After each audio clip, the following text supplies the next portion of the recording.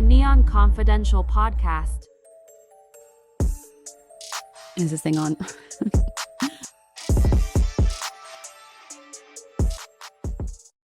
Tim Larkin is a best-selling author of How to Survive the Most Critical 5 Seconds of Your Life, and he's the author of the New York Times best-selling book, Surviving the Unthinkable. He has trained more than 10,000 people in more than 50 countries in how to deal with imminent violence, including elite combat units, celebrities, and high-status executives, law enforcement agencies, and high-net-worth families.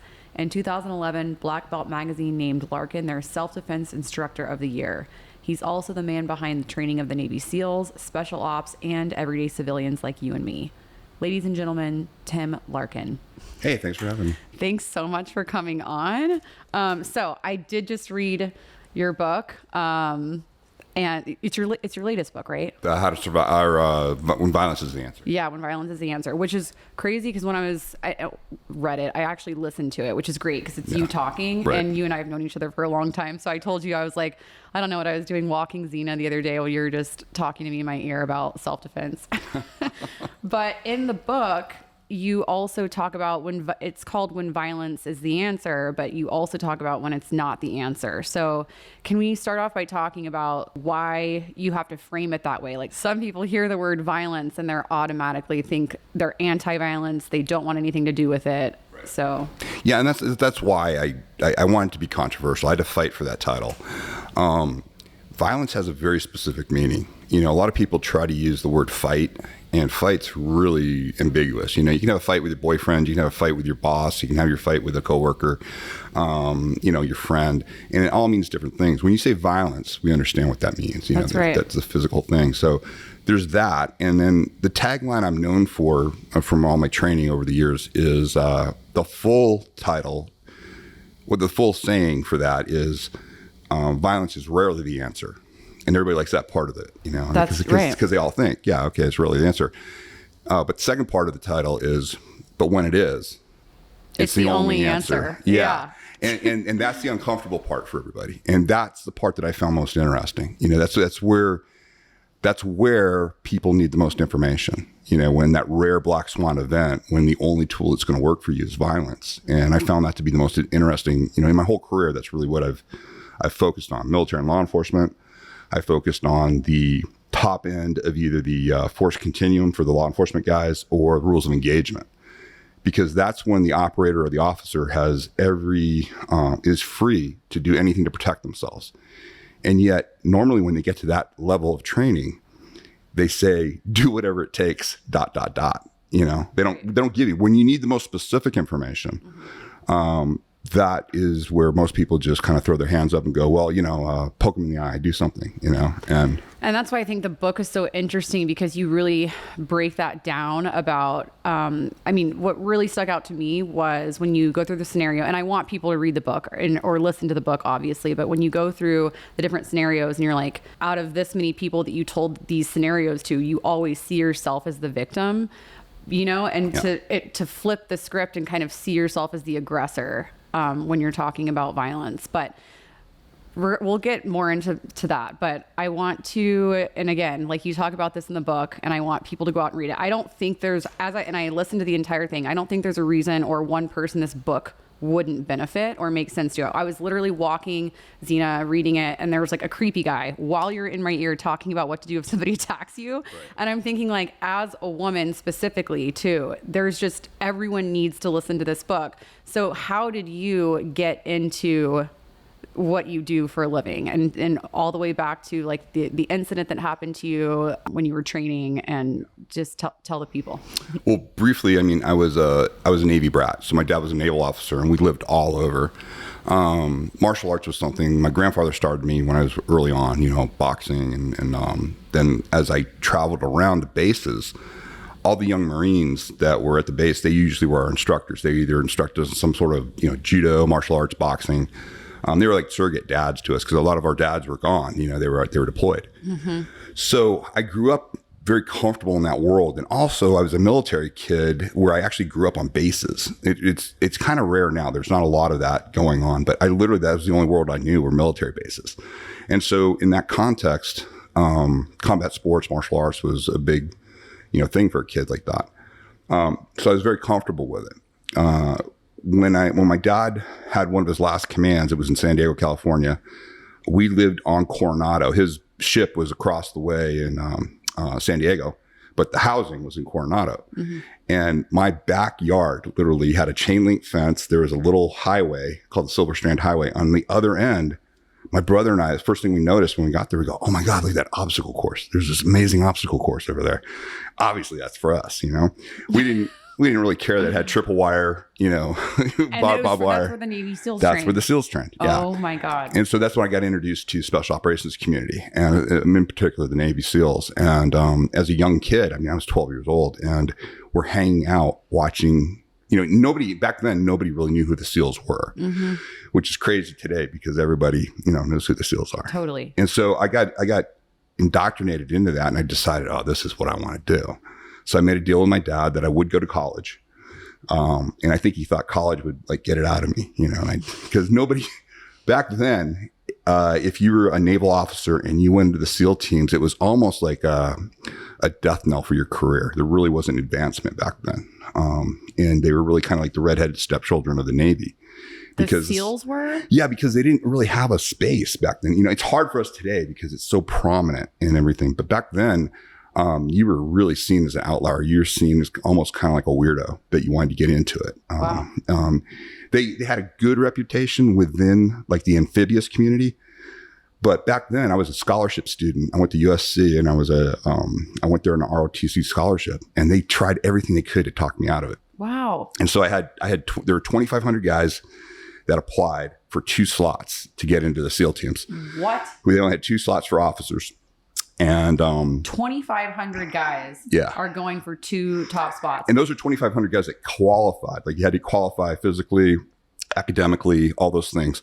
So there's 2,500 of us. And I knew that I had to do something to distinguish myself. I thought you were going to say, I knew I was going to get it. Well, no, I will say that I had that determination. Right. I kept focusing that I'm going to get it. I'm going to get it. But what I told myself was, I said, I have to leave everything on the table. And so I'm going to school at USC. So I'm in LA, mm-hmm. but I have contacts in DC. You know, I got friends all over. And one of my buddies was going to American University. And so I had been calling the detailer, because I knew all the SEALs, you know, from being a kid, mm-hmm. I kind of knew all the ins and outs. And because of where you lived, you knew all the SEALs because you were like hanging out on their obstacle course. Oh yeah. Yeah. And they all made friends with us. Funny. Oh my God. It was one of the funny stories. Like your destiny. Well, one of the funny stories on that was I told my dad the story where it's great. Dad, oh my God, I had so much fun. I went down with some of the team guys. I said, we went down to, I think it was, marker 18. It was one of the beaches they had way down the way. Mm-hmm. Oh, and they had some extra explosives, and we were exploding this. We were doing this. Well, apparently they were just trying to show off to us, and that wasn't supposed to happen. And so all of a sudden, I forgot everybody's name. My dad's asking. I'm going, yeah, Dad, I don't really know. And I was protecting these guys. You ain't no snitch? No, hell no. And but they were really cool guys, and they let me know. But they told me everything about training and how to get in and everything. And then the officers, I went in college. Mm-hmm. I did a year at University of London School of Economics, and I used to work out at the embassy. And in the embassy, there was a SEAL officer who was assigned there and everything, and a bunch of FBI guys. And these guys gave me all the inside, you know, gouging how to do it, because they're all spec ops guys and stuff.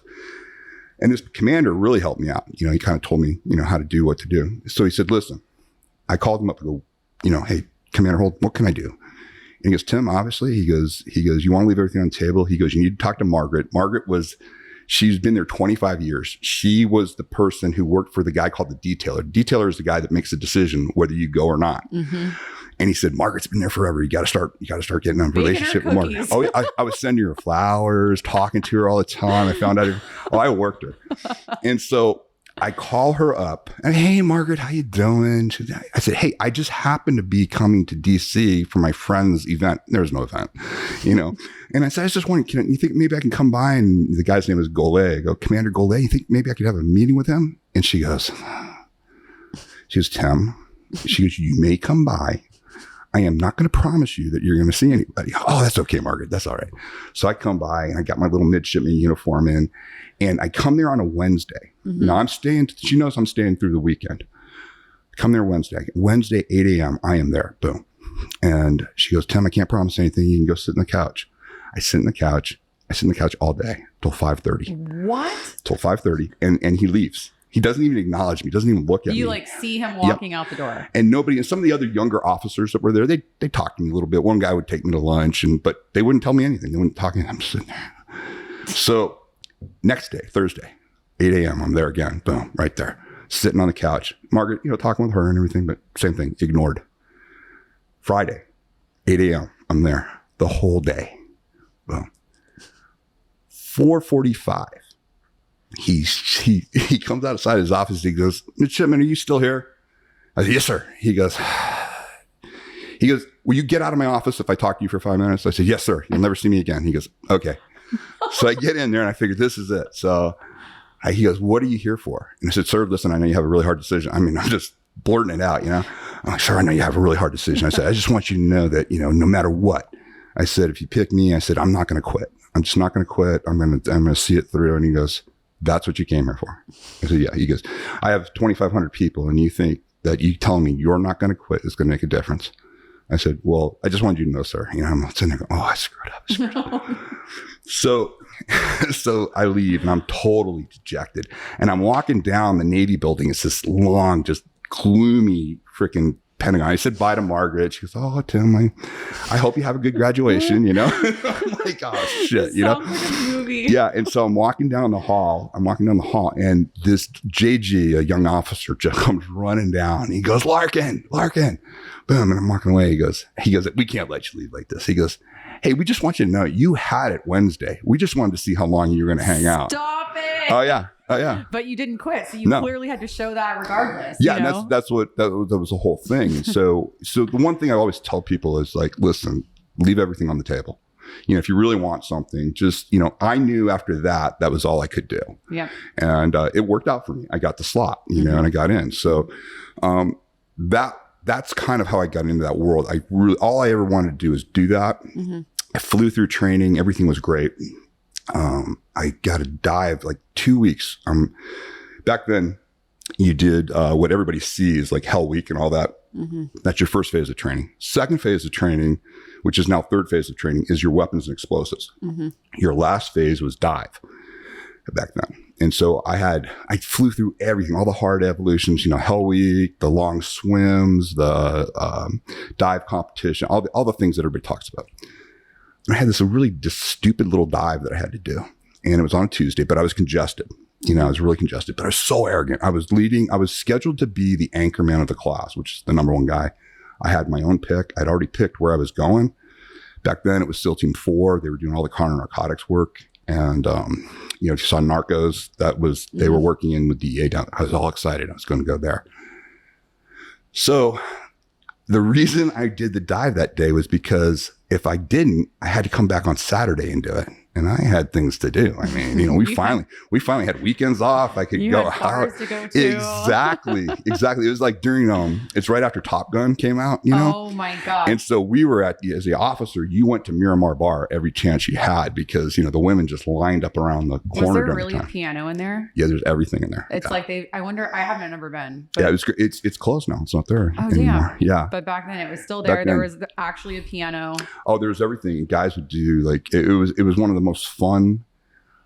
It's really, that culture is kind of gone of the officers clubs that used to happen. The other one in Virginia was really good too. In Oceana, another air base. So you go in your white crew neck and your aviators and leather jacket. It was like it was so easy. It was just incredible. And it was fun. It was really fun. What do you mean it was easy? Women just loved the uniform. It was great. I knew what you meant. I just wanted you to break that down. Yeah. Oh no, it was ridiculous. So there's no way I was giving up a Saturday, you know? And so I forced the dive, and I try to tell people there's waves above the water and there are waves below the water, meaning they're coming in. So I'm down there and it was just a classic SEAL, frogman mission where we were practicing putting explosives onto big concrete. They're called Jap scullies, but they're big concrete and steel obstacles. Mm-hmm. And it's the classic mission. You blow a lane so the amphibious things can come in, the amphibious boats can come in. So I'm down there and I'm cranking on I'm cranking on the rope to tie the explosives to it. And as I'm pulling, I'm kind of like bear down a little bit. This is a breath hold dive. And, I'm on my, rebreathing and everything. And as I'm cranking down, a wave hits. And my congested ear, I could feel it. It blew. It was like a spike of cold water just shot in the middle of my head. What? And then warm fluid came out. And I went into vertigo right away. So that your inner ear, once it empties out like that, the semicircular canal, as you go into vertigo, I had no idea which way was up. So it was fluid from your ear. Yeah. So it burst. Everybody thinks bursting the eardrum. It's not the eardrum. The eardrum's just this little membrane. It's the fact that it went all the way up into my inner ear, and it got the semicircular canals, and that's where your ability to like balance and everything. And it's a greater than 50% loss on one ear. So it's a greater than 50% loss of your balance. Oh my God. So I have no idea which way is up. I'm sitting there and I grab the tow line, the anchor line of the little inflatable boat that's up above where the instructors are.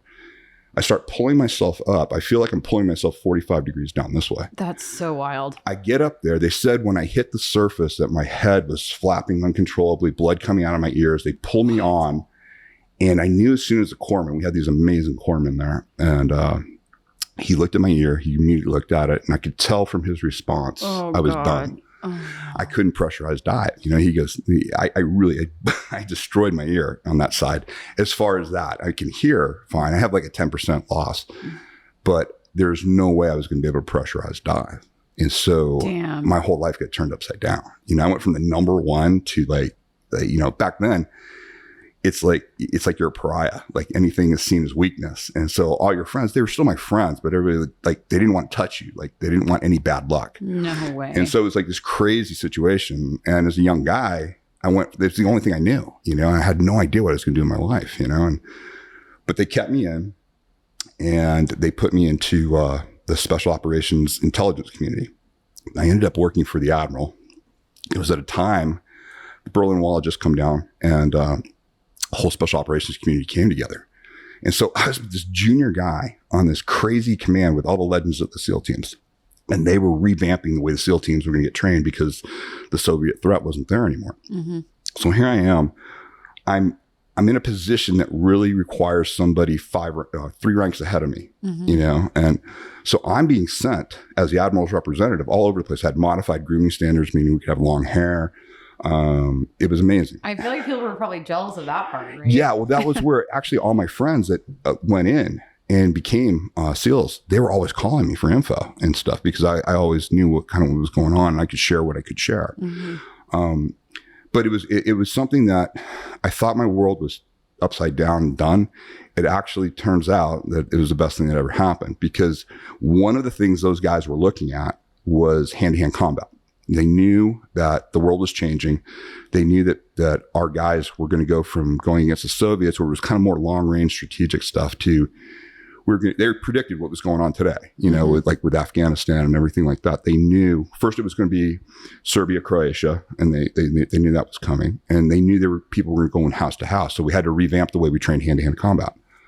I had a couple of black belts, obviously, from my training, as a kid, very adept at that. And they brought me in because I was younger and they kind of liked me. And I think I was a good meat puppet for them to knock around. So these guys were all like the older guys. And we're bringing in martial artists from all over the world. Mm-hmm. So then I end up finding a DEA buddy calls me up and he goes, hey, and back then hand-to-hand combat, this is pre-UFC. It was looked at as like, what are you doing? Why are you punching and kicking? It's so crazy because now this is like twice you've done this. So first you wanted to get into the SEALs when it wasn't like, and by the way, do you think that what put the Navy SEALs on the map kind of was SEAL Team 6? Yeah, I think it was SEAL Team 6, but it was prior to that, where it really started getting known in the military and the community. Charlie Sheen came out with a movie. It was there was a guy within the community that wrote a book. It was called Rogue Warrior, and he was the founding commander of SEAL Team 6, Richard Marcinko. He just passed away. Met him multiple times. This guy was a maverick, definitely pissed off a lot of people, but was amazing. He created SEAL Team 6 in 18 months, which is crazy. I mean, to the point to where they were competing and doing better than Delta on a lot of things in 18 months. He was that kind of individual. So first you get into the Navy SEALs, which is like not that popular. And Right. then now you're doing hand-to-hand combat, which UFC doesn't even exist right now. No, and it's totally derided. They go, why are you doing this punchy kicky stuff? So my DA buddy calls me up. Kicky. So I work a lot with the DEA during this time, and my DA buddy, he knows what we're doing, and he calls me up in a lot of choice words between us, and he goes, "Hey, you guys still doing that punchy kicky stuff?" And I go, "Yeah, and I called him another name back, and I said, "Yeah, we are." And he goes, "Listen, there's this guy." He goes, "Now I'm living in Pacific Beach in San Diego, okay." Mm-hmm. He goes, "There's this guy. He's got a little studio on Gresham." He goes, "We just worked with him."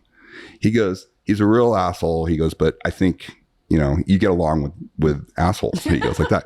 And I take that as a compliment, because what he meant was I get along great with guys. You met some of the guys that we know, over there, and some of them are difficult personalities. I'm thinking and there's a fine line too. Like a lot of people that are like assholes like that, I have a respect, and I'm sure you do too, because they're probably very efficient at what they do, and they don't have a lot of time for bullshit. No, they don't. Or ass kissing. Yeah. And like I think you and I are both the same way. Like I do not like an ass kisser. No one likes an ass kisser. So I'm sure I know exactly what he means when he says that you get along with assholes. And they like me because I don't try to be them.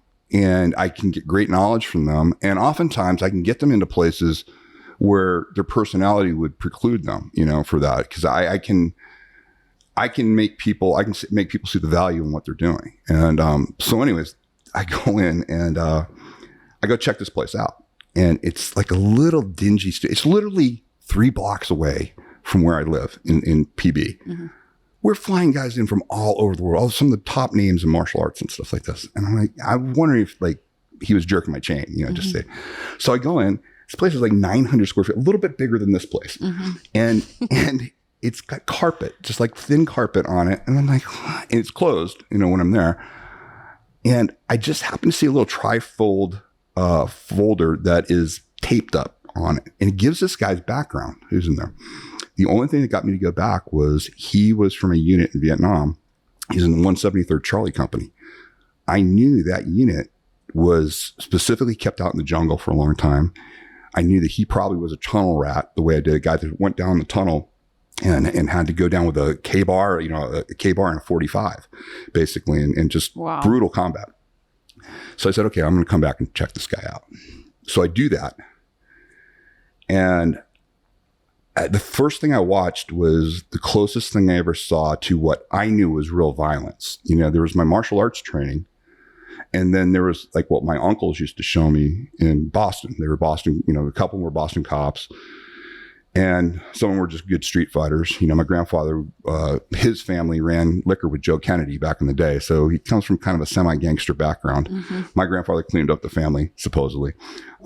Which I want to talk about that too, because you talk about that a lot in your book, about how I remember you saying that the books that some of the people who were imprisoned had to read were on anatomy. Yeah, specifically, which anatomy. Yeah, they understand that, and human nature. Right. Very much into psychology and human nature of human beings. So a lot of gangsters, these street smarts are actually a lot of them are book smarts, because they're studying. Very book smart. They're studying, human anatomy, where to strike people and that kind of thing. Crazy. Yeah, and the reason people like that do that is because they can't afford to get it wrong. For them, violence is currency. So when I go to federal prisons and I get to interview through my corrections people, I've talked to leaders of Aryan Brotherhood, Black Guerrilla Family, Mexican Mafia, and then subsidiaries of them. And the people that actually have to do the violence against another person, it's hard for the general public to understand it. But if you think of it in business terms, their market share, their ability to control and do business is all based on the credible threat of violence. So they can't have opinions about it. It has to work for them. And so the reason they looked at anatomy of the human body, which is the way I train people, is because there's specific areas of the human body that time and time again show up in the literature. And the literature that I use is sports medicine literature, sports injuries. And the reason we look at sports injuries is because every injury is a human colliding with a human, or a human colliding with the ground. Mm-hmm. And that's forces you and I can replicate. So that's where they are. And the other thing is they're incredibly smart. I don't glorify them. I don't mean it's a fine line. They have a lot of useful information that, again, like, as we just said, I can get really good information from, unpleasant people, basically. Right. And then I can bring it to people that need it. Well, that's what you're like, well, the reason why they're good at it is because they can't afford to get it wrong. But right, like no one can really afford to get it wrong if you're in a situation where violence is the answer. Yeah. But anyway, I derailed the story. But. No, that's fine. And so essentially all it was I found this guy, and I here I am, the most junior guy in the command, most junior guy in this program. And I didn't say anything, I love the training, but it looked, like I said, it was unlike anything I'd seen. Like I'll just give an idea. I'm watching these kids, and they were kids. They were like college kids. They were a little bit younger than me. And I'm sitting there, and the first thing I see is a kid go up, and he strikes the guy on the side of the neck, comb grabs his hair, knees him to the solar plexus, bends him over, and out of nowhere comes a rubber knife, and he steps through and starts using the knife on the individual and dropping him. So they're training people in an office that's like this. Yeah. Is that what you're talking about? Yeah, really small. And so I'm sitting like over there, and it's a little bit bigger than this, but pretty small. And I'm seeing this stuff, and I'm going, oh, this is what we're looking for. We're looking for people that they can synergistically use their brain and body, and then when they put a tool in their hand, like a knife, they don't have to retrain themselves. The training all works, because that's what we needed. What the SEALs were looking at the time was the parameters were this. You had to account that the person using the information was going to be at least 60 days in country. They were going to be mildly dehydrated to a little bit dehydrated, in there. They were going to, any conditioning they came with was gone. Their sleep is all over the place in there. So the only thing they can rely on is their body weight that they carry in any kit that they have with them. So he took athleticism out of it. And that's what this guy taught. This guy taught from a combat mindset that way. He was not educated. He was not an educated guy as far as anatomy and physiology from a formal sense, but he completely understood how to use it in application. So what did he look like? Because I know that's usually what people think. They think that like if you're going up against like a bully or somebody like woman versus man, that the guy is going to win because he's bigger, bigger than you. So like what did that guy look like, I wonder? That's the best part. So I'm sitting there, I'm sitting in there, I'm waiting for this guy because there was no picture of him on that thing I saw. And I'm waiting, I'm seeing these kids training, and there's like a senior student kind of leading it, but I know it's not the guy, And all of a sudden from the back, I see this guy come out. He's got an Aloha shirt on. He's about 145 pounds, kind of looks like an old surfer. He's got like longer hair. He's got the Fu Manchu, looked like just a blonde surfer, type of guy. And he's got flip flops on. He's got the old flow hose on. He's got, like just Levi 501s on. And he's like walking around. I go, oh, the janitor's here, And I literally thought that.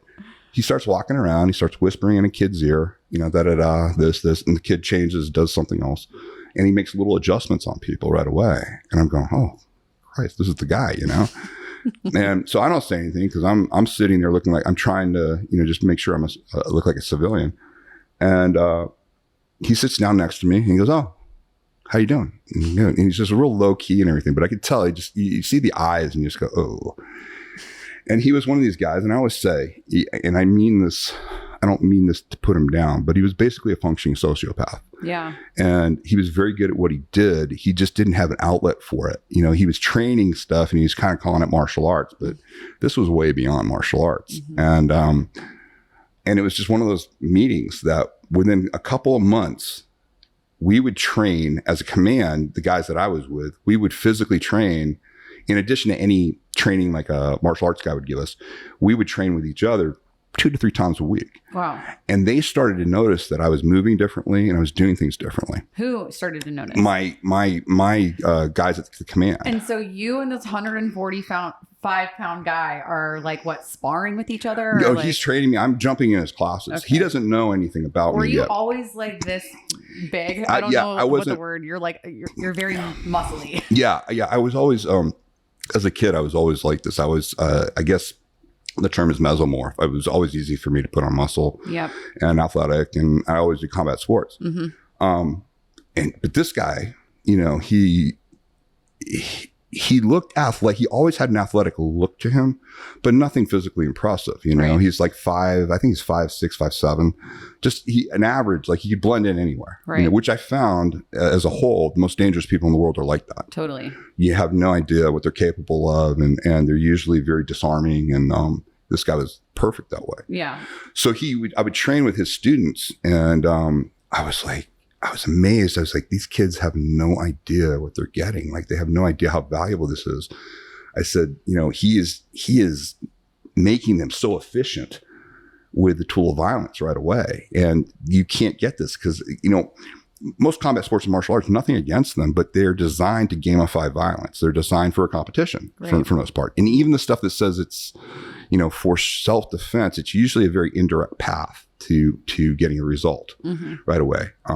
This guy, no, there are no filters, anything. This is how you do it. And I imagine when you're watching UFC, you probably, and you do this sometimes on your Instagram, when you like find like what could be like a deadly kick or somebody that just like knocks somebody out with their foot, or like this crazy like jab to the liver or whatever. Right. And you like pull those clips and break it down, like why that.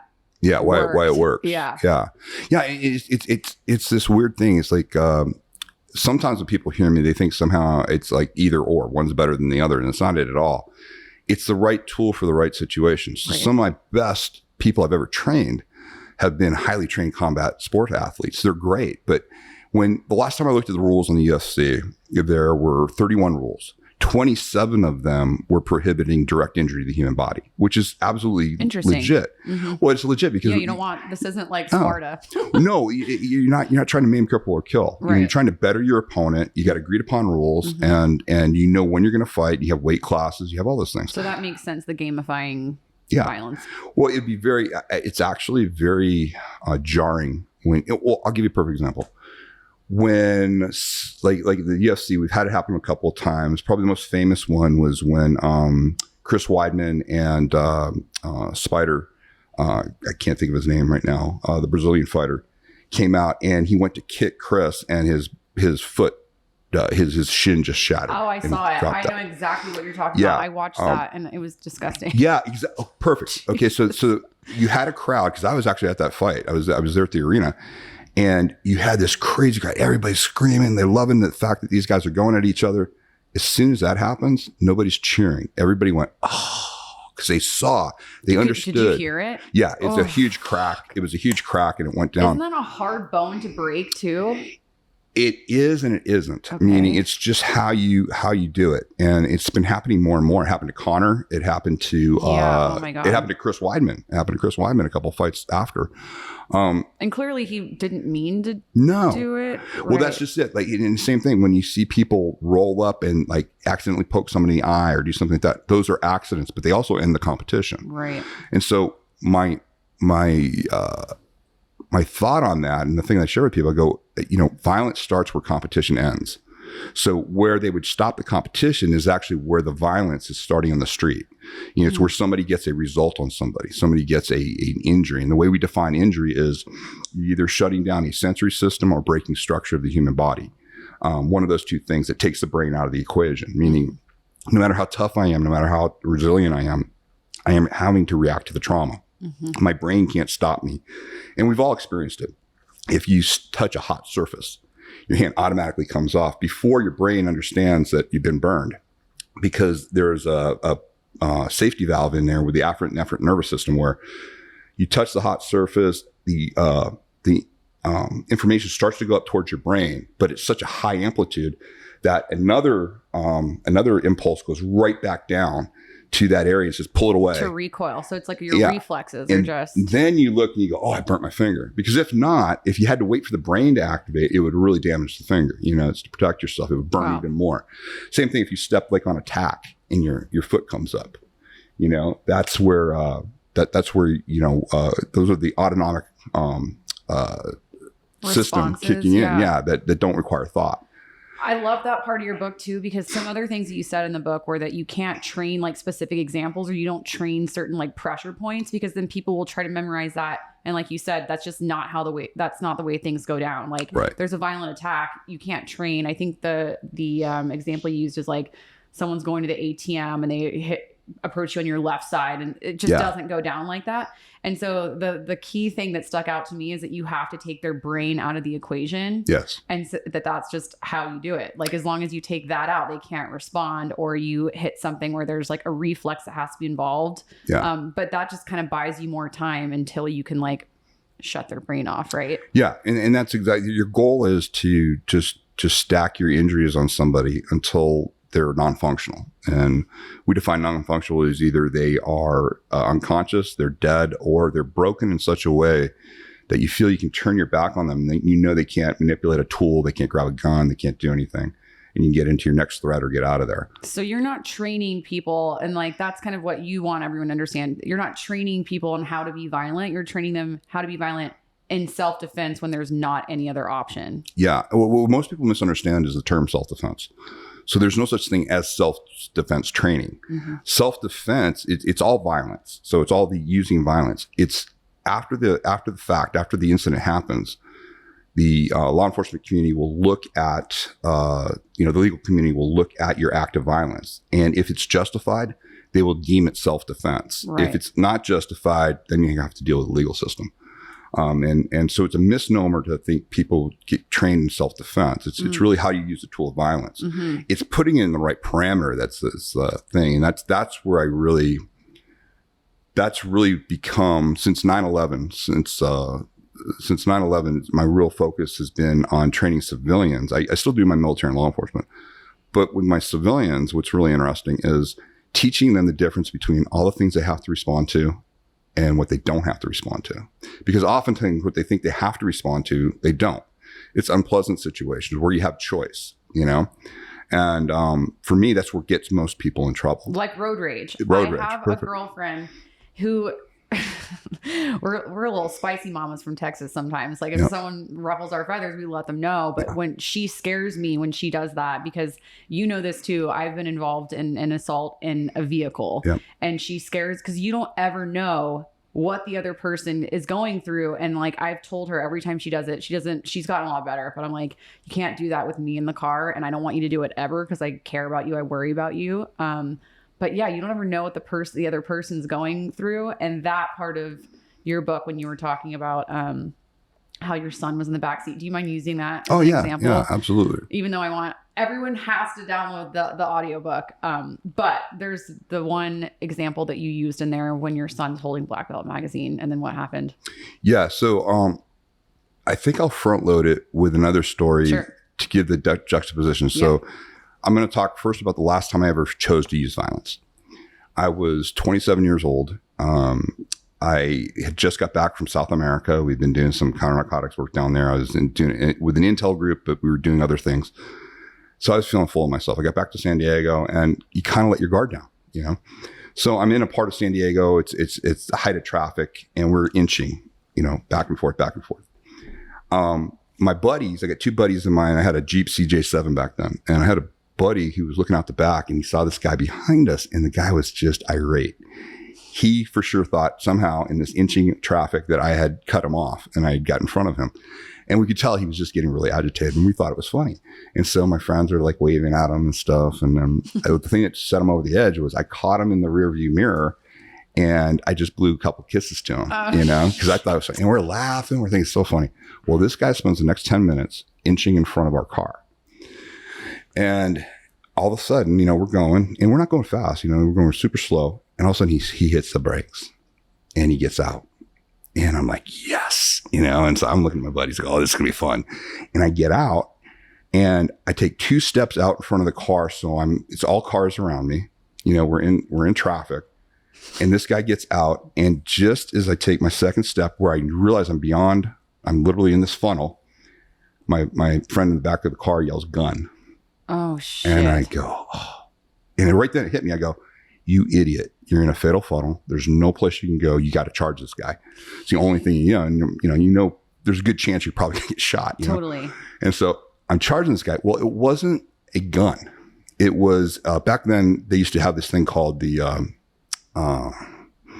was a steering lock. on steering wheel lock, called the club. It was called the club. Yeah. So that's what he had. And so he's there. And well, he was going to hit you over the head with it. He was going to hit. But for me at that point with the training that I'd had, I was like, thank God. I was like, this is even better, because I knew where I could tell the arc and angle that he was trying. He wasn't skilled. He had it above his head like this, and he was coming in. And this is going to be great. Christ. So as he comes in, I come in under. I hit his arm. I strike it. I pull him down off balance. I hit him on the side of the neck. Grab his hair. I throw him on the back of his car, and I'm just about to punch him. I'm just about to just unload on him. And that's when it happens. There's a little girl in the back of the car. She's probably about 4 years old. I have twin daughters now. Oh, no. She's crying, and she's pressing her face up against the rear windshield, and she's going, please don't hurt daddy. And I couldn't believe this idiot did this. Exactly. I was like, the fact that he got out of his car, that's basically the same thing as a tire iron. Oh, yeah. And I was so mad at myself for what I did, because I put my friends in jeopardy, because we egged this on. We made this happen, and then I did what I did. And had it been a gun, it would have been, not only me, but anybody around me could have been shot if this guy was a maniac. Yeah. There were so many things that I didn't, because I was young, aggressive, and I had this weird idea that I could get away with this. Mm-hmm. So that was that. That really taught me a lesson. So fast forward to what you're talking about. Years later, I'm training in San Diego. I have a seminar in San Diego. My son lives in Del Mar. I'd been divorced, and he was living with his mom up in Del Mar. I was picking him up for the weekend. He was going to go hang out with my brother, do some really fun sailing stuff, and then we were all going to go out to eat that night. Mm-hmm. But I had to go train the seminar. And so I pick him up, and he lives, Del Mar's kind of hilly. And so we come up, and this guy comes flying down the hill. Now, there's nobody out. Literally, we're the only two cars. And as he's flying down, I say, okay, he's staying to that side. And I kind of pull out, and I just go in the other lane. I don't cut him off. I don't do anything. But he gets irate. He out the back flips me off, does the whole thing. And Connor goes, wow, Dad, that guy's really irate. And I go, yeah, my guy's probably having a bad day. So I get down. Of course, there's a red light. And I pull up. So he was just going, that's my favorite. When people are like flying, I'm like, and then you wind up right next to him in a red light. You're like, oh, if you feel cool, you idiot. Oh, yeah. And my son's sitting right here. I'm on driver's side. And this guy just starts going off on me. And I just got one of my first tattoos. And you can see just a little outline of it. And he starts going, he's really trying to get to me. He's, you tattoo. You think you're so tough, you musclehead. I'll kick your ass, blah, blah, blah, blah. And I'm just sitting there going, okay, let it go. And my son's like confused. My son's looking, and he doesn't care. There's a little kid there, So I know this guy is like not triggered. Well, plus, can we just for people who cannot see what you look like? Can you describe your stature? Yeah. What? I'm 6'1.5". I'm 235 pounds. I do. Even I'm not in the shape I was back then. But I still keep myself in decent shape in my 50s. I just wonder sometimes if guys just want a good old fashioned ass kicking to take their own aggression out. I don't understand why because I feel like bigger guys get picked on. Yeah. Oh yeah, you have my whole demeanor is I want to become if somebody doesn't know me, I want them to think I'm this kind of goofy teddy bear, teddy bear type thing, and just a big old neat head, like that. That to me is my if somebody starts joking with me back, I know I got them. I know okay, they're going to leave their defenses down. So if I need my information, I want it to be a complete surprise on somebody. Yeah. But for this guy, it's going back and forth, and it's getting bad. He's saying a lot of stuff, and I'm just kind of letting it slide. And my son's sitting there, and he's going back and forth. So the guy takes off. He's getting nothing from me because I'm giving him nothing. And how old is your son? My son is approximately, I think Connor was 8 years old. And for perspective, when you're that age, you think your dad is a superhero. Yeah. So he was probably big time. Dad, what? And that's exactly what he said to me. He goes, Dad, you could easily be, he's just such an idiot. Why did you take that? Why didn't you go out? And so I told him, I said, hey, listen, I said, you're right. I said, physically, I probably could have done that. I said, but what if something happened? Maybe I hit him and he hits his head on the floor, on the ground. And I said, no, maybe I killed him or really hurt him. Mm-hmm. So now I'm facing, I could be taken away by the cops. I said, what are you going to do? Well, or worse, what if something happens to me? What if I get killed or something and I'm your dad and everything? I said, over what? I said, there was nothing for me to respond to during that time. He goes, but Dad, you easily could have done that. I said, I understand what you're saying. I said, but you gotta, I had to think it out. I said, I have more responsibilities with you. And I said, and honestly, that guy was having some sort of a bad day. Mm-hmm. And my son still wasn't buying it. And he goes, but Dad, you're this guy. And he holds up the magazine that he has, because that was the month that I'd been putting on. It was one of my covers for Black Belt magazine. And I was, the self-defense instructor of the year, the whole thing. And then it's just this picture they have of me holding a knife up and everything. Like the juxtaposition of that situation, that your son's in the backseat holding you on the cover of Black Belt magazine, and there's a guy trying to pick a fight with the cover star of Black Belt magazine. And we still laugh. He's 27 now. And we still laugh about that. And that probably sets such a good example for him. It's like, what is like Spider-Man? It's like, with great power comes great responsibility. Yeah. I mean, you could literally snap that guy's neck, and knowing that you can do that, and then choosing not to, like, that's a big statement. In the context that I put people in is this. It's like, I treat everybody I don't know like they're 6 seconds away from a shooting spree.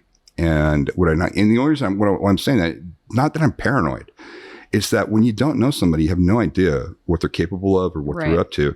And so until I know what's going on, I'm going to be very conciliatory. I'm going to be very nice, because I'm assessing the situation. Right. And also, a lot of people, like your girlfriend that you're talking about, I also talk to everybody, all my clients, about the idea of the 3-day rule. Meaning, whatever incident you think you have to respond to right now, are you going to tell yourself 3 days later, if you find yourself in a jail cell or 6 feet under, are you going to tell yourself that you had no choice? You had to respond to that. And most of those incidents will mean nothing to you in a couple of days. That's right. These incidents, but you have to pre-think that. And so the way I train people, the training that we were talking about, the reason I have them do the physical training first is because they have to understand what they would have to do in another human to survive a violent situation. Meaning, if they're facing imminent grievous bodily harm, meaning they're devoid of choice, here's the only tool that's going to get you out of this. And so that's why I first immerse them in the physical part of the training. And we do a slow, methodical way of laying that foundation, but it's very intense for people because they understand exactly what they're doing to the human body and what would be the result if they were successful. What's interesting is once they understand the worst case scenario, then they're way more open to changing their behavior, because that's my real goal with my clients. It's not to turn them into super ninjas or anything like that. My military and law enforcement guys, when I have a lot of time to train with them, I train them for competency. For my civilians, I train them for competency for sure. But really what most of them need is they need to take a look at their lives and say, okay, where am I taking unnecessary chances in my life? I talk about the idea of, I meet a lot of people and they're living a life where, like, every night they go to bed and they're putting their head on a railroad track. And, they get up next morning and go, oh, great, train didn't come, no big deal. And my whole thing is, well, the train comes when you least expect it. So why don't we just not put our head on the railroad track and do something else? So, and you talk about that in your book too. And when I was like listening to it, because I have this crazy alarm system now because my house was broken into in like 2013 or something, 14. And a few things, I didn't have a glass break, a shatter break system. And then also Xena, my 130-pound mastiff that you met, she loves you.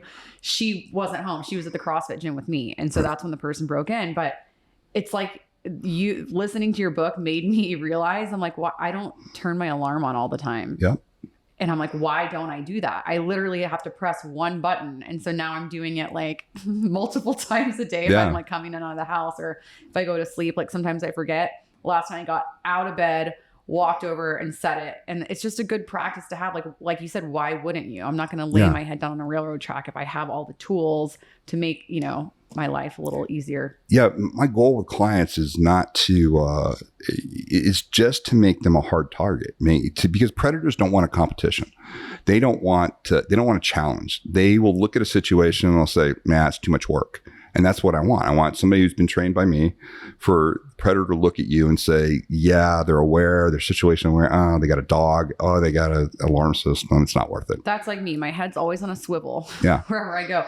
But also you talk about that, like a dog is a huge deterrent for like home break-ins, you think, or just being out in public? I'll tell you a local situation here. So there was a judge that lived over in Henderson in a 3-gate community, really nice one in Anthem. Mm-hmm. got broken into. He and his wife he was beaten severely. His wife was beaten severely. They thought they thought he had a bunch of cash and jewelry in this safe that they had. And it wasn't true. They didn't have they had it offsite in a vault area that they pay for. But they're beaten within an inch of their lives. It was horrible. Wow. But what was interesting was when Metro tracked down this group and got them, when they got to their apartment, they saw that neighborhood. They had maps of all the neighborhoods they hit, but they saw that particular neighborhood. And every house in that neighborhood that was circled had a dog. And those were the ones they avoided. Wow. And not attack dogs, not just a dog. It could literally be a little Pomeranian that just won't shut up. It's just dogs they can't control. And right, so it's just one like of those things. they hear things. Like that's what Xena scares the crap out of me. I don't mind it because I live by myself, but that's the scariest thing is that like she'll just start barking in the middle of the night, and it's because she heard something. So I don't ever get her in trouble when she does that, but I'm assuming that's why. It's like their hearing systems are so much more sensitive than humans, and they inherently know when somebody's supposed to be there and they're not supposed to be there. And totally. The brilliant thing about mastiffs that I found, the reason I love mastiffs is because they're so smart. They've been bred to be guard dogs and protectors for so long. Yeah.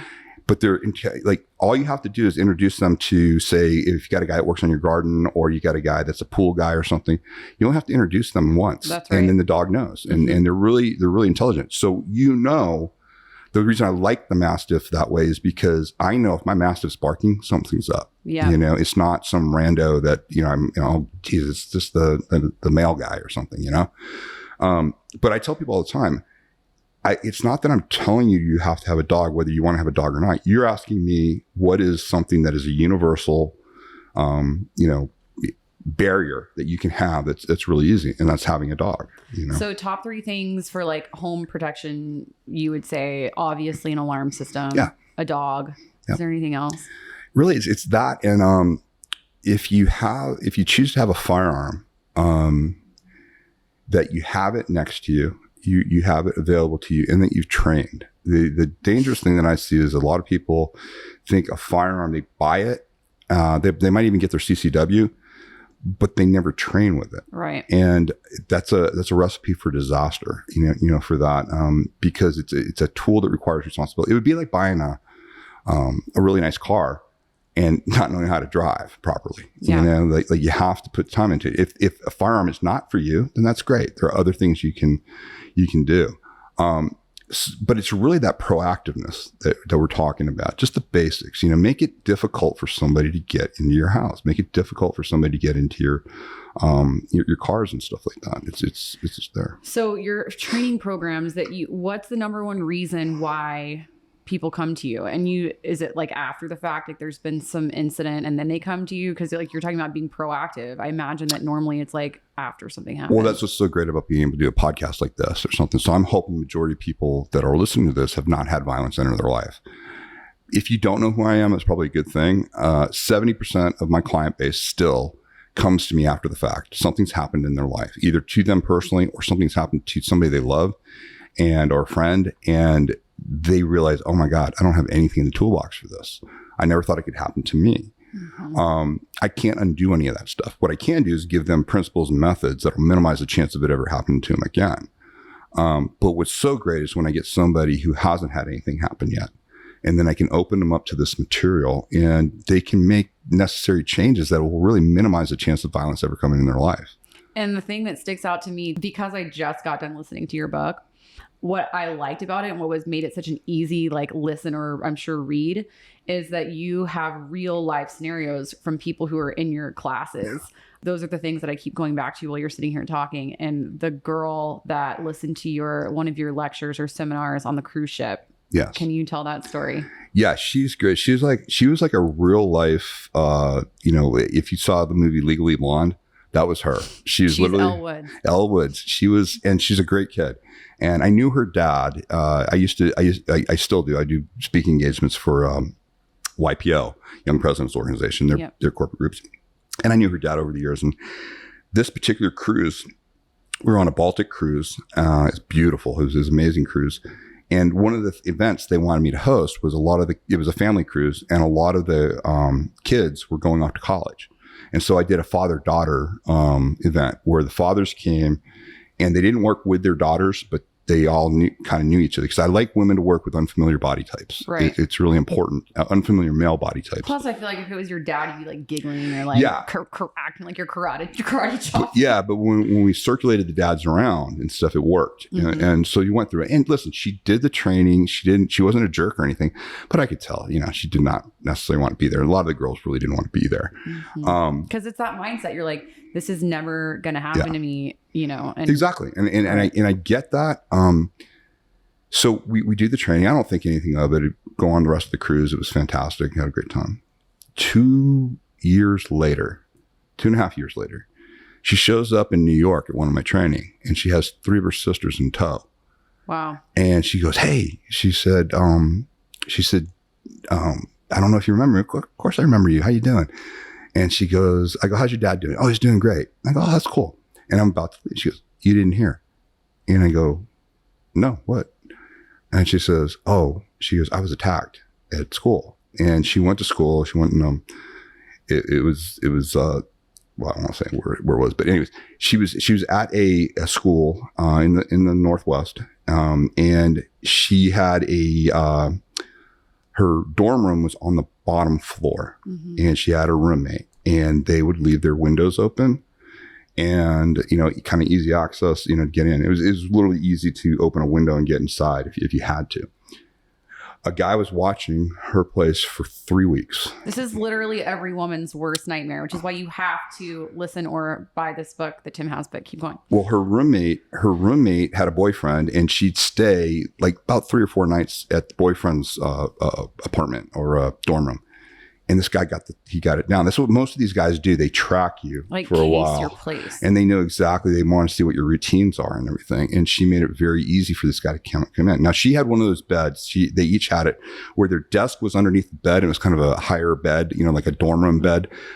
Your desk's underneath, and then you kind of climb up and you're on it's almost like you're in the second bunk. Good old dorm room. Yeah. And she had they had a hardwood floor. And she wakes up in the middle of the night, and this guy is 230 pounds and he's on top of her. Like literally just wakes up and there he is. And she said it was like you were in my ear.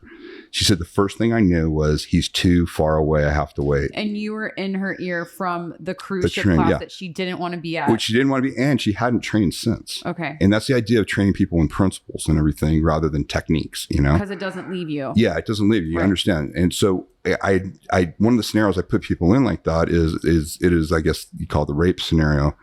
But she knew, okay, yes, he has me pinned. But in order for him to do anything, he's going to have to move his hands, and he's going to have to adjust, and he's going to have to, like get down. Unzip his pants. Yeah, and bring himself closer, and that's what he did as he went to take the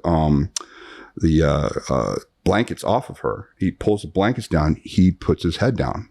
That's when she latched onto him, right, like we showed her. She latched on really hard onto his neck, and she took her thumb and she put it right in the guy's eye. And she knew, and the reason she held on, because, she goes, I remember you telling us that they're going to violently, go away from being hit in the eye, and you got to hold on. You got to hold on for life, because you wanted to get that injury. So sure enough, this guy jerks up, trying to pull away from her, pulls her off the bed. She's still holding on to him. Now he falls with his back going down first. As she goes, her thumb comes off the eye. She didn't necessarily mean to do this, but then her forearm is there. And when she hit the floor, her forearm went right into his throat with all of her weight. Because her whole body weight, right? Yeah. Oh my God. And so he hits the ground. Her body weight plus her forearm goes right into his throat. She feels, she goes, I heard the crunch in the exhale and I could feel him release me. And she got up running and screaming down the thing. When by the time they'd come back, the guy had asphyxiated and died. She was totally fine from it. But she was kicking herself. She goes, you know what? I didn't like, she goes, I remembered all that, but I didn't remember the idea of awareness, making yourself safe. There's so many things I could have done to make that impossible for this guy to have it that easy. So that was it. And then she wanted to make damn sure that her sisters had all that information when they came in. That's what, because your first thing that you want to say is like, God, she's so lucky. But There was, obviously her forearm, that was lucky, but like the eye jab that made him rear back, that wasn't luck. That was just the, minimal training that she'd had with you. Yeah. And she did real damage. She understood to do real damage. No, it's funny because Mike Murphy was the coroner here in Vegas. And he's the guy they based originally, CSI off of. And oh, he's wow. I didn't know that. So my wife hooked me up, Sasha. Sasha hooked me up with a meeting with him when I was putting the book together. And he was showing me all this different data. And he said, Tim, he goes, I solved this girl's murder. He goes, I found DNA underneath her fingernails of the guy, and we were able to find her. And I go, oh, wow, that's amazing. He goes, yeah, I solved her murder. He goes, you want to know what I'm disappointed about? And I go, what? He goes, look where she scratched them. And he scratched all in the eyes right there. And he goes, she could have got to the eyes, but nobody ever taught her how to do that. He goes, I hope you're teaching people how to injure. He goes, the people that talk to the cops and solve and survive are the people that injure these predators. And he said, all I can do is solve their murders. And that just really stuck with me. So when I teach something, and sometimes it might sound like, wow, you're being really specific, you're being really graphic about how you do X, Y, or Z. And I'm really uncomfortable with that information. Well, your brain has to go there. Yeah. I keep thinking of that girl, and then Joey, the girl I talk about at the very beginning of my book and Survive the Unthinkable. She was this amazing ranger. That's the wildlife. Yeah. Amazing woman. Just great. Oh, you knew her? And no, I know. I interviewed her bosses and stuff like that, but they're just telling me about this amazing woman, how she was. She's the first one out there. She's, just very independent. And when you looked at her cabin, this girl fought like a wild, like just a honey badger. She did everything she could, but she didn't know how to specifically injure this guy, to the point to where he threw her in a car, he tied her up. She still got away from him there, and she ran into the woods. And that's when he tracked her down because she had been bound. And that's when he killed her.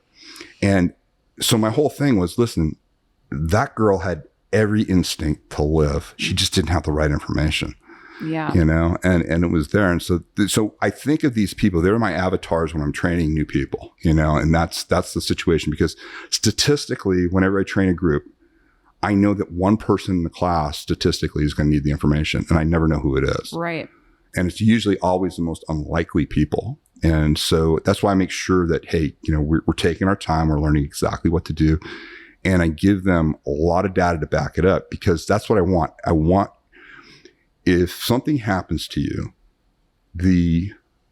your brain is going to look for the best information it has. And I want our stuff to pop up. I want to be like that girl said. It's like you were in my ear. We had another woman who got attacked at a Home Depot, and she corrected me recently. She goes, it wasn't Home Depot, it was Lowe's. And I said, okay. She's so funny. She's great. I know. You're talking about that's one in your book too. But that was the same thing. The second time that she'd been attacked, The right? second time, yeah. And this was a woman who I didn't even think she was going to get through training, because it was bringing back so much trauma from her first assault. Yeah. So she's at Lowe's. She bought flats of flowers, and she has a therapy dog who's a German Shepherd, who also is a protection dog. But she had put her dog into the kennel, and she's loading the flats, and she hears from behind her, she hears this guy say, "May I help you?" And she said all the hairs on her neck went up. She goes, "It's happening again." We know. And just as she was thinking that, he scoops her up. He grabs her. Now, she had concealed carry, but she said, it was like you guys were in our ear. She was talking about, all of it, me and my other instructor. She said, I knew I couldn't get to my gun from this position. And I remember you guys saying, if it's not in your hand, it's not your weapon. It's not your thing. And now her dog's locked up in the kennel. And she's thinking, the dog's going crazy. And she's thinking, but this arm was free, that she had one arm free. And she realized, instead of trying to get away from the guy, she knew she'd twist into him, because, the guy was actually pulling her in, and she was able to use her elbow. She struck the side of the neck as hard as she could. The side of the neck has a vein, an artery, and two nerves. Is that vagus? The vagus nerve and the phrenic nerve. And then you have the jugular and the carotid. When you interrupt blood flow and nerve flow, it's like a reset for your body, and so because you have an increase in blood pressure, and the body says, oh, something's wrong, let's dump all the blood from the brain. And that's when people pass out. Or if you hit hard, it can also be a concussion, on either side. So she does that, and the guy responds, and he starts to do a vasovagal, where he starts to kind of like faint. As he's going down, she sees the top of his knee, and this little lady just jumps on that knee and flamencoed his knee, you know, and got him. He hits the ground, and she knew he was over at that point. She didn't even pull her gun out. Security comes and the cops come. When the cops came, they said to her, they go, "You had every right to pull your gun out and shoot this guy." You know, I mean, he literally had the panel van, he had the lime, he had the bound, all of it. He was going to take her to a secondary place. They found his van, and it was like the AC was on, like it was running, like he was ready to abduct her. That's what he's going to take her right and throw her in the van, and she'd be gone to the secondary crime scene. And they said, "Why didn't you shoot him?" She goes, "Well, I could see that he was no longer a threat." You know, like, and that's the cool part about the way we train people is all my civilians, you know, I've had 2 civilians that unfortunately went to lethal, but they were okay with it. Meaning the majority of civilians, the next strike that would have probably been lethal, they recognized non-functional. Right. And so they stopped. So what I'm trying to tell people is this type of training doesn't turn you into it doesn't violate your moral code. Murderer or killer. No, you're in control of it. And you know from the feedback loop what works and what doesn't work. And if you have to put more into somebody. But I'm very realistic with people. And I think probably one of the coolest things I got recently was I got a very capable guy that I trained years ago. He's former military, just, you know, former contractor. He's done a lot of stuff. He was going to pick his wife up at Dallas Fort Worth Airport. And he's in, I think he lives in Wembley. And he just went to like, I think a KOA or something. Got some beef jerky and some peanuts and stuff. He's coming out and the guy's mad dogging him in his car. And he knows what's wrong with this dude. And so then he gets in his car and he goes, "Dude, I'm just going to ignore it." He gets in the car. He starts driving away.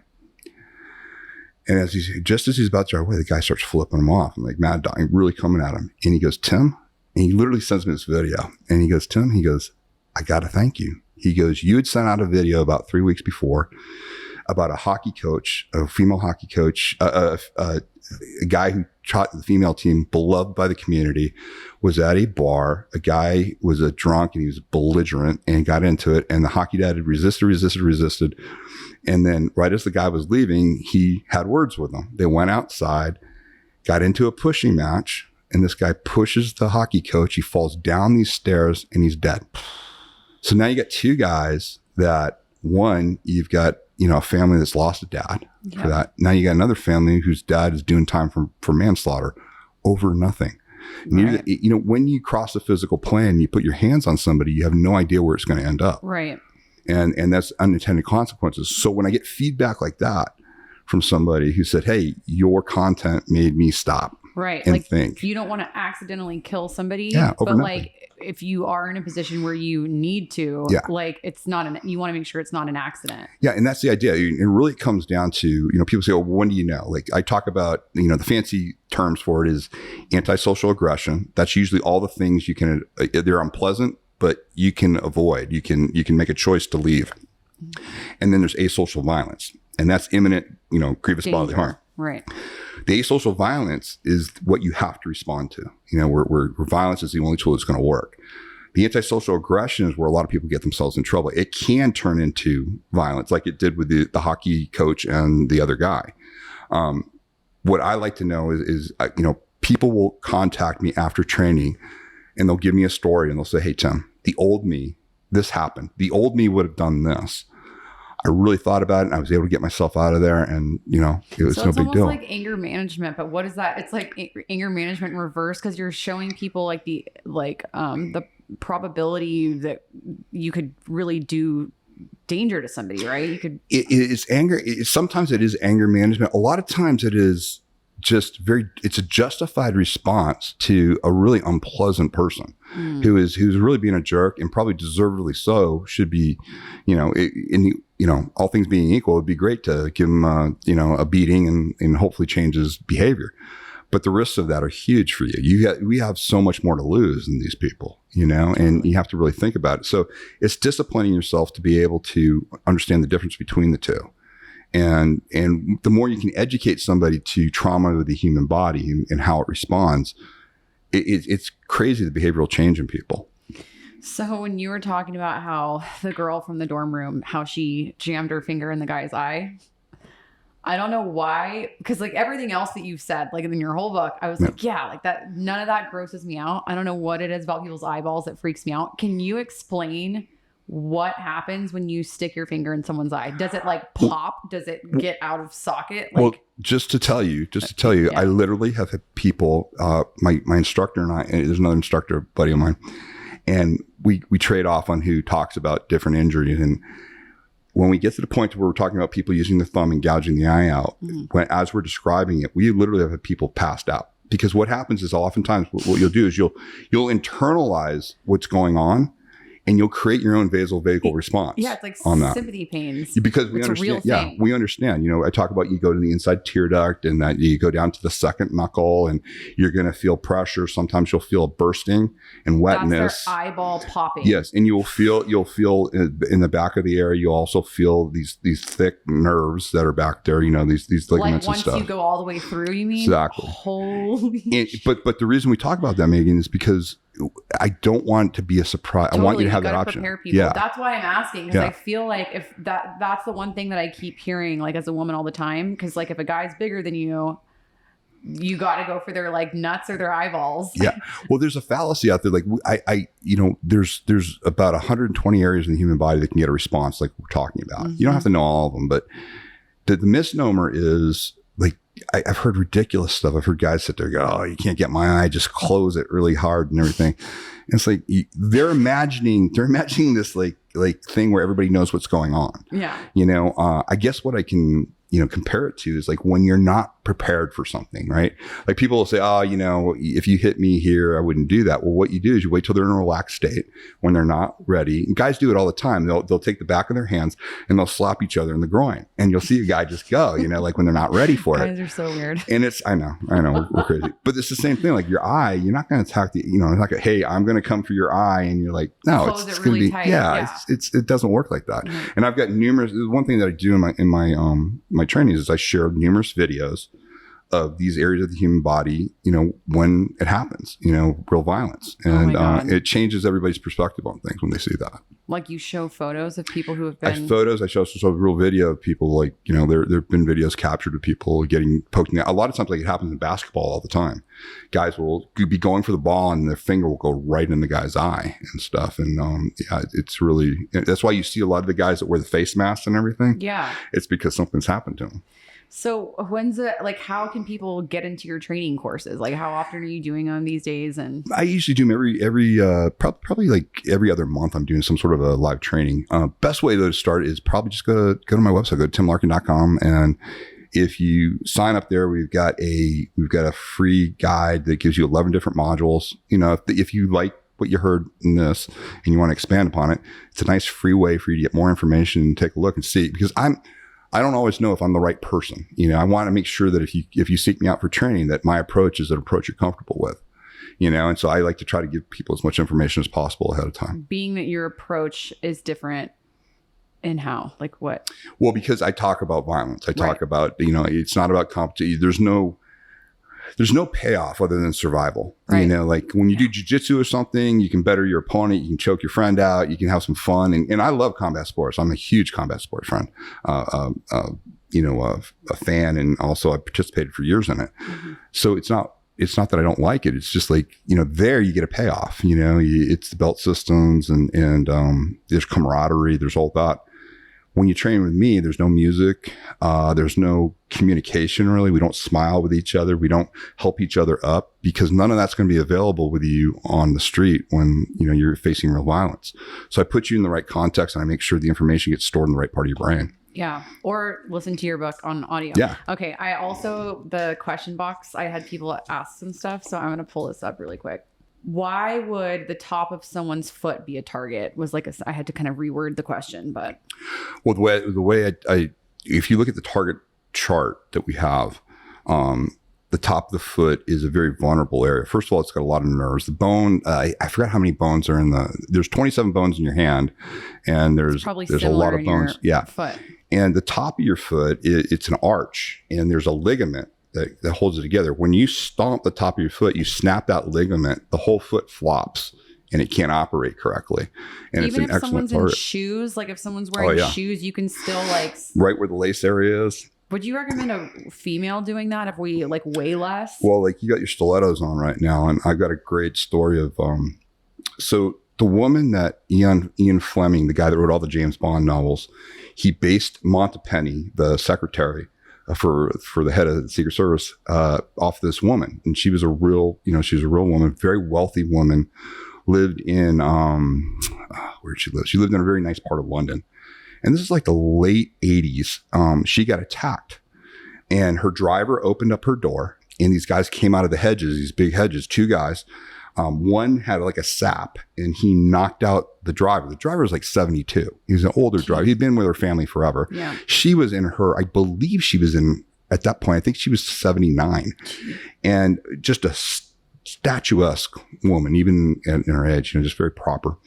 And she's getting out of her car, and the guy has a knife right here, and right in front of her, and she sees his foot, and she takes her stilettos, which I thought was really cool. A woman that age is still wearing stilettos, and she buried it in the top of his foot. And the guy just screamed, dropped the knife, went there, and just started going away. She then grabbed his hips, and she had to pull herself up, and she kneed him in the groin.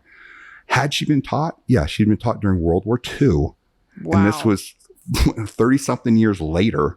This happens to her, and she was able to do that. And when they asked her, they go, "Why did you take such a risk? Why did you do that?" She said, "I saw they had no problem, injuring elderly people. Look what they did to my driver." Yep. And she said, I knew what I could and couldn't do. I knew I could get his foot. And I said, well, why not? And that's what she did. So, and what was interesting was he passed out in the hedges over. That's where they found him. They found him curled up in the hedges because, the pain. This little old lady just whooped him. I mean, that's true, though, that your brain will catalog those kinds of lessons, like you said, if it was all the way in World War II. Well, and the idea was it was a predator. What I teach people to do is not to compete. She didn't compete with him. He was a predator that didn't feel any risk putting himself that close to her without injuring her. He hadn't injured her yet.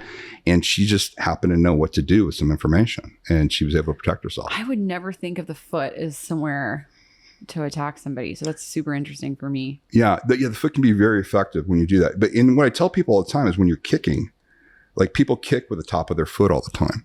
And I tell people, you really only want to strike with any area of the foot where you can actually walk on it. So you can walk on your heels, you can walk on the sides of your feet, and you can walk on your toes, but you can't walk on the top of your feet, and because it's just not designed for that structurally, Okay. So another one, I don't know if you can answer this, but this person was another like long-winded one, but they were saying that like when someone has a gun and they're shooting at you, like let's say someone breaks into your home, why would you run at somebody instead of away from somebody that has a firearm? Or is that accurate?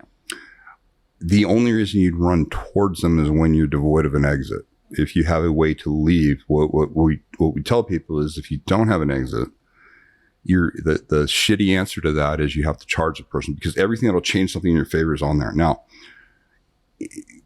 most people, when you look at gunshots, it's much harder to shoot somebody that's coming at you when they're it's a horrible option. But what they found is it's not necessarily getting shot once that's the most dangerous thing. It's getting shot multiple times. And so if you can close distance and go after somebody, you have a much better chance of survival that comes in. And there's a gangbanger. There's one of the things I talk about. There's a gangbanger in LA, real famous, and he's at a little bodega. He's cashing out. Rival gang member comes down, no way out behind. It's this way. He's in the grocery aisle. This guy sees him, starts to dig out a gun, to shoot him. This guy doesn't have a gun. He's got his groceries, throws his groceries down, charges the guy. This guy gets the gun out and just starts unloading, hits him 5 times. This guy knocks him to the ground and beats him to death, basically. While he has 5 bullets in him. It didn't hit anything specific. I have multiple videos of people being shot, but because it didn't hit anything that was like a timer or a switch on the body, meaning a timer is something that if it hits you, you're going to probably bleed out very rapidly. A switch is something that if I hit it literally everything below the area that you hit is now not useful anymore on your body. On that, if you don't hit anything, everybody talks about shot placement, and if your shot doesn't hit something that's vital right away, you can survive it. basically all of your training that like lined you up for this? Is it just you like have studied human anatomy so much and that's how you are, and it's like hand-to-hand combat stuff and Navy SEAL training and all of that kind of came together to give you this like certain like we got a medical community that merged with us during the special operations at the place I was at, and it was just where we brought in all these special all these sports medicine doctors who were looking at injury to the human body in another way. We meshed it with the training that we were doing, and they were able to identify all the areas of the human body, give us all the medical terminology of what happens when those areas are affected. And so it's a target chart list that is actually really accurate. There's a lot of them that are out there that are kind of like fantasy that they have from the old, Kung Fu days and stuff. Mm-hmm. But the area that we use is all backed up by sports injury data.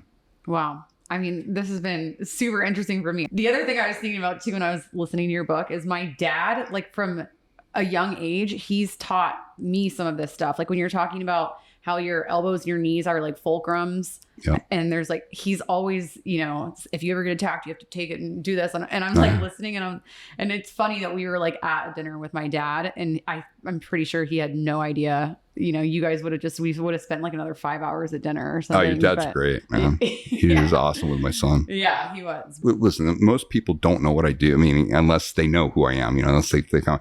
But my friends and everybody, unless they start talking to me about it, I'm not going to bring it up. It's not something that really, is a good dinner conversation a lot, and so I laugh. I'll never forget when we first started doing the PR for the gun range. Yeah. And I am the one that got the phone call. I was reading this on like some article that somebody had written on you online that your hands are registered weapons. Yeah. I'm the one that got the phone call about that. Funny. You were on a flight to go to London or somewhere in the UK, right? And they asked you to get off of the flight. Remind me what happened. This was years ago. Yeah, they gave me a travel ban in 2011, which is still in effect. I had given an interview on the riots. I have a long history of training in the UK. Went to school there and everything. And so I've trained as a contractor, military. I've trained their special operations forces, law enforcement, and civilians. Never had an issue. They had the riots in 2011. I was interviewed by the BBC. They asked me, the last question they asked me, they said, hey, listen, you've been coming here a long time. Do you have any clients that were part of the, were in any of the riot areas? And I said, yes. And then I said, I do. And they go, do you have any plans on going to the riot areas? I said, it's funny you're saying that. Yeah, a couple of them have invited me and they wanted to show me, where they were and when they recognized things were going asocial and they were able to get themselves out of there and their family out of there. So left it at that. Everybody plays it straight. The Mirror, which is kind of like a National Enquirer over there. The UK. They write this thing, I think it was on page 6. They write this huge, the headline says, Larkin to lead riot tour. And they said that I was going to go around when I came over and I was going to go to all the riot affected areas and I was going to promote vigilantism. And I had a interview with an MP 4 years prior, and I had a roundtable, and everybody agreed with me at the end. I was training in her area. It was Slough, and they had a huge knife crime problem. And she didn't like me coming there because I was promoting that, hey, the first responders aren't going to be able to get there in time, and you're going to at least need to know something. Mm-hmm. She was very uncomfortable with that. She didn't want civilians learning how to protect themselves. She wanted the police to do it. And at the end, I had a former commissioner of Scotland Yard. I had a military guy, I had a rabbi, I had a very well-known personality on there. And everybody agreed with me except her at the end. She was really mad. She wasn't mad. She was keeping it together, but I could tell she was mad. Mm-hmm. I go into the green room after and, shake her hand and everything. And there's another woman there who's an MP, and I shake her hand and, I didn't think anything of it. Well, what I didn't realize was the woman that was the other MP was Theresa May. And so Theresa May, a couple of years later, becomes the Home Secretary. And as soon as she sees this article from the BBC, she sends it, or from the Mirror, she sends it to Theresa May. She goes, we cannot have this in our country. And they issued a travel ban. And so I go to McCarran Airport at the time, and I'm catching the 4:00 flight on Virgin, which I've done a million times to go to London. And I go to give my passport. And I could tell. Denied. I could tell. I could tell that they were. Something's going on. Something's going on because they're. And I actually knew the people behind there because I'd been doing so many flights and stuff. And so she's just monkeying around. And I hear this, Mr. Larkin. And I look behind me and, that flight is packed. I mean, people are there. And this guy is in a 3-piece suit. All he needed was a bowler cap and an umbrella. He looked like the total British bureaucrat. He said, I'm from the UK Border Defense Administration. He said, I'm here to present you with this letter from the Home Secretary, Theresa May. You have been issued a travel ban. You will not be boarding this flight, nor are you allowed to come to, the UK for promoting vigilantism. Megan, it was like the party of the Red Sea. Like everybody got out of the way. They thought I was some sort of an Irish terrorist or something, And I get that. Now, Genghis had dropped me off, my partner Genghis, who we both know. Yeah. And Genghis is a Kiwi. And I call him up. I go, hey, can you come back and get me? He goes, what's wrong, mate? And I go, I just got banned from the UK. I said, Theresa May just issued a letter.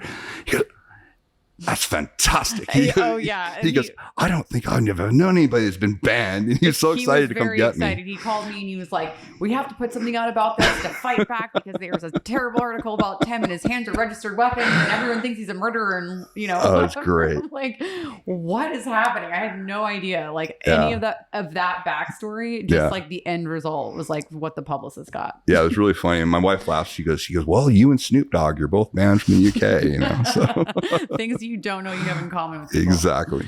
Okay, tell everybody where they can find you if you have any like upcoming training seminars that are coming up that people can get involved in. Yeah, probably the best way, like I said, is go to timlarkin.com. It's the easiest one, and you can just sign up for my newsletter there. It will not only give you the free report, but you'll have all the information on any offerings that we have as far as trainings and stuff.